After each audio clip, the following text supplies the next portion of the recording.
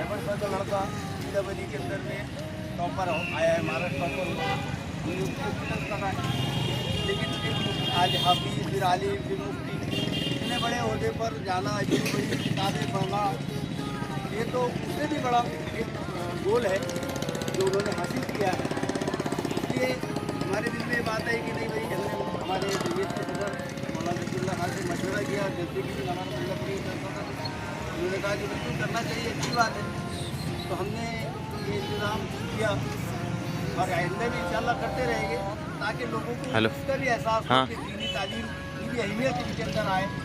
Mobile मेरे पास है, उसका वो पीछे खड़ा हुआ है। डिग्रियाँ हैं, हाफिज़ की हो, आलिम की हो, मुफ्ती की हो, हाँ रुक जा। किसी भी हो, तो उसकी अहमियत भी उनके पास रहे कि नहीं, ये भी एक डिग्री है और वाकई तो ये डिग्री है, इसलिए हम नाश्ता है, इससे हम वाकिफ नहीं है।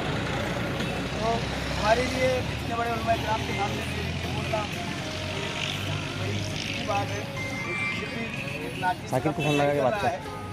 आखिर में मैं तमाम उलमा इकराम के साथ आज़म लूँगा और ये शेर पे ये दो बात खत्म करूँगा। तालीम उस चमन की हिफाजत करेंगे हम, तालीम उस चमन की हिफाजत करेंगे हम, शायद किसी कली से भी इसका महसूस